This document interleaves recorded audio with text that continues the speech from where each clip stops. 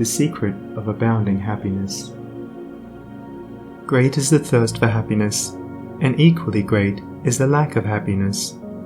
The majority of the poor long for riches, believing that their possession would bring them supreme and lasting happiness. Many who are rich, having gratified every desire and whim, suffer from ennui and repletion, and are farther from the possession of happiness even than the very poor.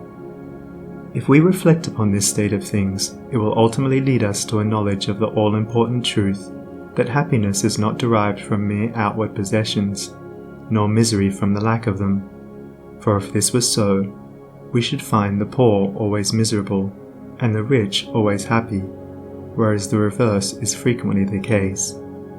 Some of the most wretched people whom I have known were those who were surrounded with riches and luxury, whilst some of the brightest and happiest people I have met were possessed of only the barest necessities of life.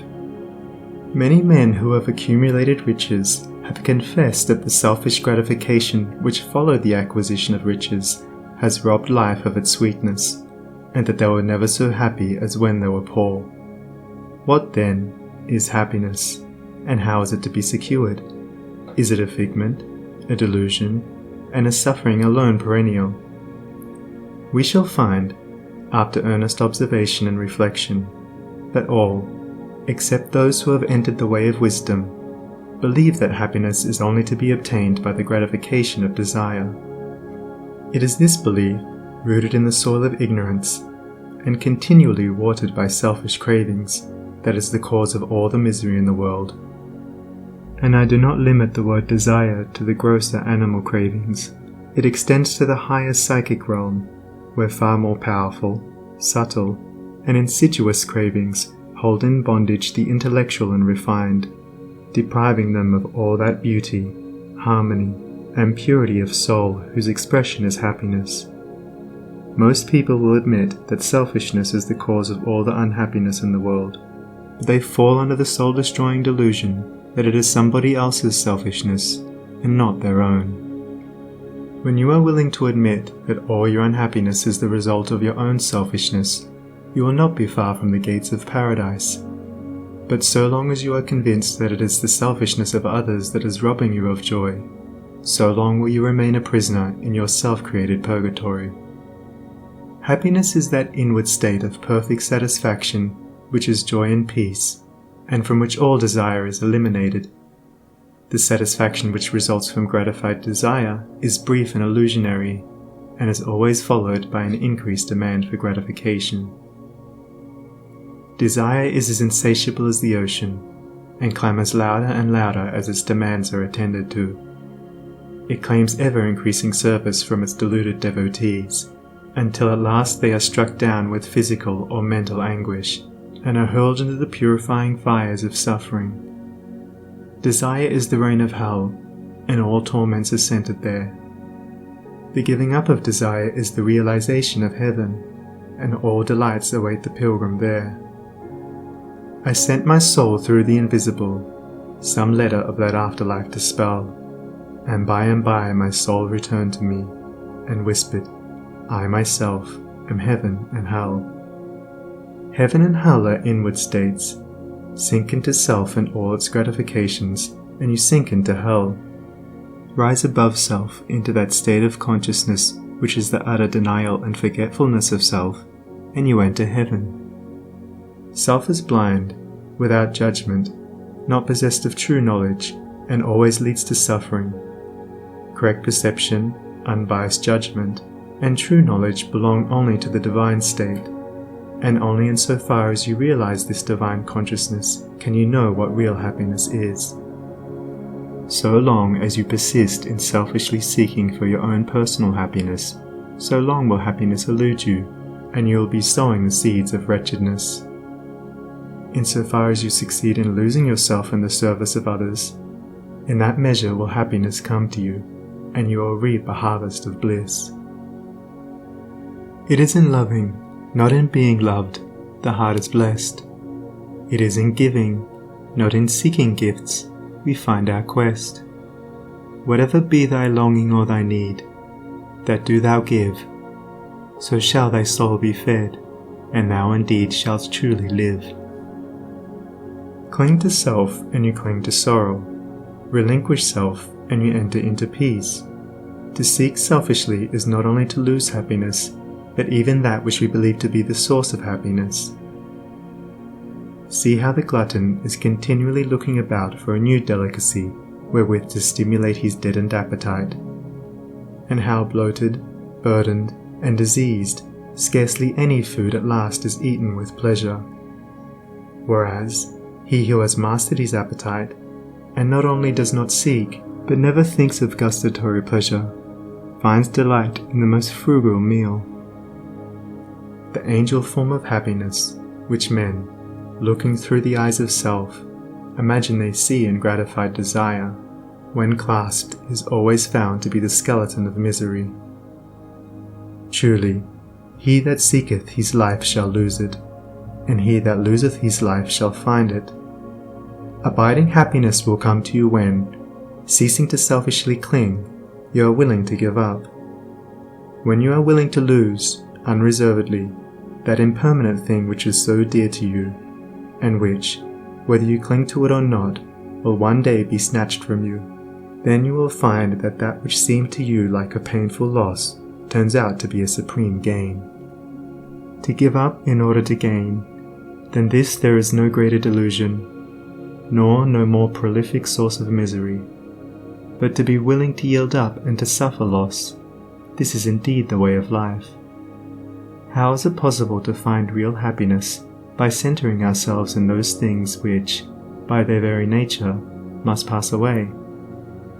Abiding in real happiness can only be found by centering ourselves in that which is permanent. Rise, therefore, above the clinging to and craving for impermanent things, and you will then enter into a consciousness of the eternal, and as, rising above self, and by growing more and more into the spirit of purity, self-sacrifice, and universal love, you become centered in that consciousness, you will realize that happiness which has no reaction, and which can never be taken from you. The heart that has reached utter self-forgetfulness in its love for others has not only become possessed of the highest happiness, but has entered into immortality, for it has realized the divine. Look back upon your life, and you will find that the moments of supremest happiness were those in which you uttered some word or performed some act of compassion or self-denying love. Spiritually, happiness and harmony are synonymous.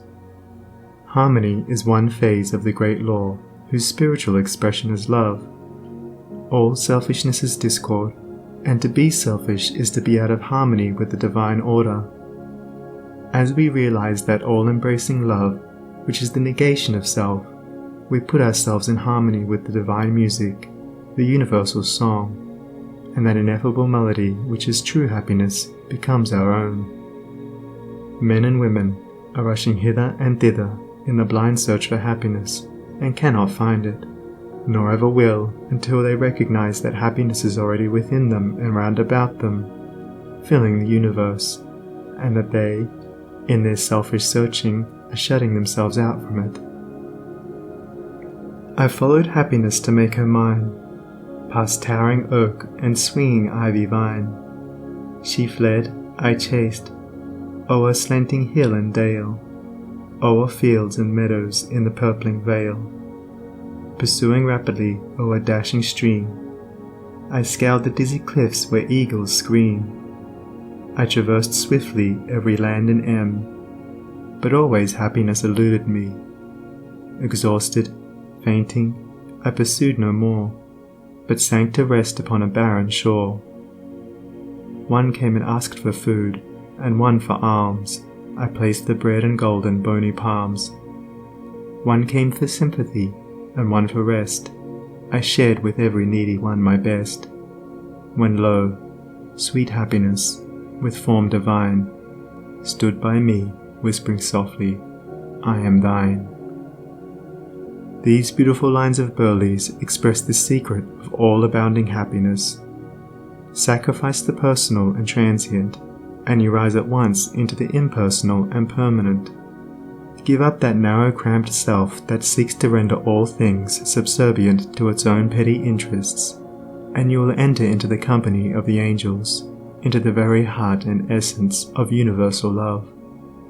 Forget yourself entirely in the sorrows of others and in administering to others, and divine happiness will emancipate you from all sorrow and suffering. Taking the first step with a good thought, the second with a good word, and the third with a good deed, I entered paradise. And you also may enter into paradise by pursuing the same course. It is not beyond, it is here.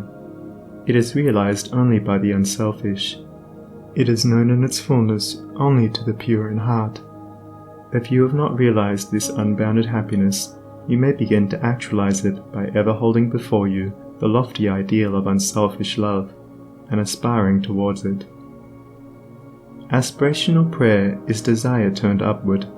It is the soul turning toward its divine source, where alone permanent satisfaction can be found. By aspiration, the destructive forces of desire are transmuted into divine and all-preserving energy. To aspire is to make an effort to shake off the trammels of desire. It is the prodigal made wise by loneliness and suffering, returning to his Father's mansion. As you rise above the sordid self, as you break, one after another, the chains that bind you, you'll realize the joy of giving, as distinguished from the misery of grasping. Giving of your substance, giving of your intellect, giving of the love and light that is growing within you. You will then understand that it is indeed more blessed to give than to receive, but the giving must be of the heart without any taint of self, without desire for reward. The gift of pure love is always attended with bliss. If, after you have given, you are wounded because you are not thanked or flattered, or your name put in the paper, know then that your gift was prompted by vanity and not by love, and you are merely giving in order to get, were not really giving, but grasping. Lose yourself in the welfare of others. Forget yourself in all that you do. This is the secret of abounding happiness. Ever be on the watch to guard against selfishness, and learn faithfully the divine lessons of inward sacrifice. So shall you climb the highest heights of happiness, and shall remain in the never-clouded sunshine of eternal joy, clothed in the shining garment of immortality. Are you searching for the happiness that does not fade away? Are you looking for the joy that lives and leaves no grievous day? Are you panting for the waterbrooks of love and life and peace? Then let all dark desires depart and selfish seeking cease. Are you lingering in the paths of pain, grief-haunted, stricken sore? Are you wandering in the ways that wound your weary feet the more? Are you sighing for the resting place where tears and sorrows cease? Then sacrifice your selfish heart and find the heart of peace. End of Chapter 6.